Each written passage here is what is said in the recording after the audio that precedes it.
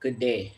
My name is Edmilson Gilazi, and today I will be speaking about my OB research project. The leadership styles that I chose to research about for my research project was authentic leadership and servant leadership. Authentic leaders are people who know who they are and know what they believe in and act upon those values and beliefs. Servant leaders do not focus on their own interests per se, but instead focus on the followers and how to help them grow and develop. My hypothesis is that in having authentic and servant leadership will help organizations perform uh, better because these forms of leadership focus on connecting with followers that are different and have different motivations and empowering them to take ownership and responsibility and do well, which can all bring team cohesion, right? And in these situations, in organizations. Now, we will first begin by discussing authentic leadership. Authentic leadership is really about leaders who resemble the ones that they are leading due to their authenticity. Leaders who acknowledge and have empathy, for the things that employees face. Um, there is a drawback. There are drawbacks, right, with authentic leadership. It's mainly double bind situation where in being authentic to themselves, a leader may go against the perceived notion of a leader.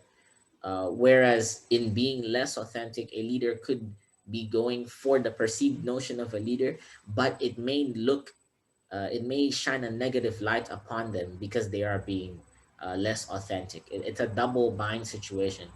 It's paradoxical, and that could be a difficult situation to deal with in authentic leadership.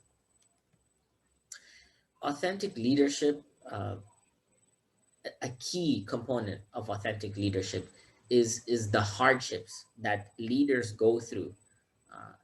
And these are the hardships. These hardships shape their character and their value, and it's the way in which one views what happens in their life or the life story. It is sort of the narrative that they choose to give to the mere facts of their life, and that is how they frame that those facts in a certain way, and these is are what drive them into being the kind of leaders that they need to be, that they want to be in being authentic. Another key component in authentic leadership is integrating one's life by staying grounded. And this allows one to stay true, a leader to stay true to their values, staying grounded, which is very important to authentic leadership.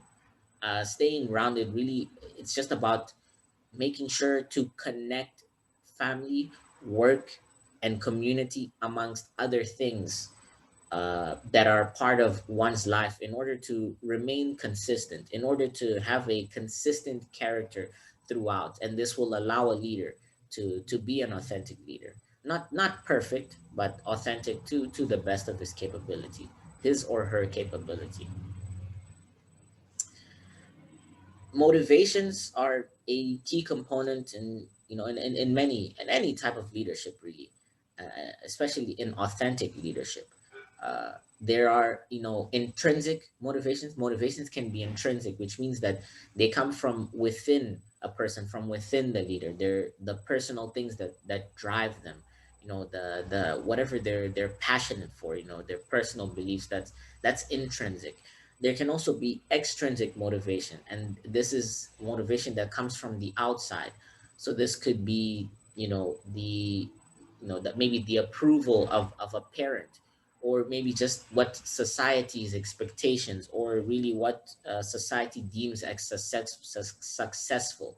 These are the types of things that can be extrinsic motivators. Intrinsic motivations are generally more meaningful because they are personal and they tend to align with the values of the leader and therefore more fulfilling. Um, However, it is important to maintain a healthy balance between both intrinsic and extrinsic motivation. Now, servant leadership is slightly different from authentic leadership in the sense that it has more of a focus on serving and helping employees so that they may achieve their potential. It's the leader is not so much worried about themselves, but more worried about their employees, right? And servant leadership, it really involves giving time to team engagement, as well as having an awareness of team members on a personal level, really getting to know them on a personal level. And so when you know the team members on a personal level as a leader, as well as having that time with the team engagement, it really allows for there to have be strong bonds within the team, which would then allow the team to maximize its output, which is really relevant regarding servant leadership. There are intersections between authentic leadership and servant leadership. Um, Both these types of leadership lend themselves to having leaders that are have a humble mindset, humble at heart, and then looking to serve, but also to connect with others, despite their differences or motivations. There's also a component of self-awareness that both an authentic leader or a servant leader would need to have, just in really acknowledging, having the humility to acknowledge that they have weaknesses, or that they need help and require expertise of those below them in order to continue to work, and really, in a sense, showing the the employees, the team members, that there is value, that they value them, essentially.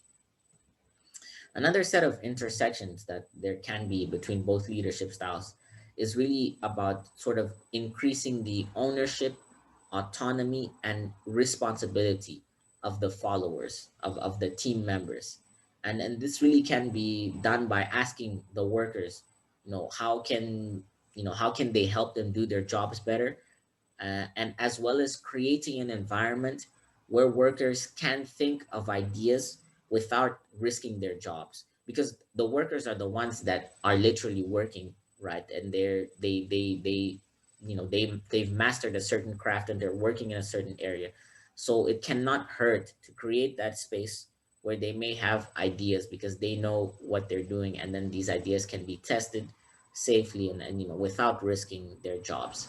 So that's another intersection that can really happen between both authentic leadership and servant leadership. And in conclusion, as stated earlier in the hypothesis, there are many aspects of authentic leadership and servant leadership that would allow an organization to operate at higher levels. And these aspects, they're separate. There are some that are separate, and there are some that are intersections, as we have discussed earlier. And there may be drawbacks as well, particularly with authentic leadership, regarding the fact that there may be strenuous situations where it may be difficult to be authentic, but then that may be looked upon in a negative light. um, but yes, that's really, these aspects are, aspects such as the focus on connecting with followers, empowering them to take ownership and responsibility, as well as having a humble leadership mindset. These are the aspects of both authentic leadership and servant leadership that can allow an organization to function at better levels, and therefore have a higher output regarding whatever the work is that they do. My name is Edmilson Gilazi, and this was me discussing a bit about my OB research project. Thank you very much.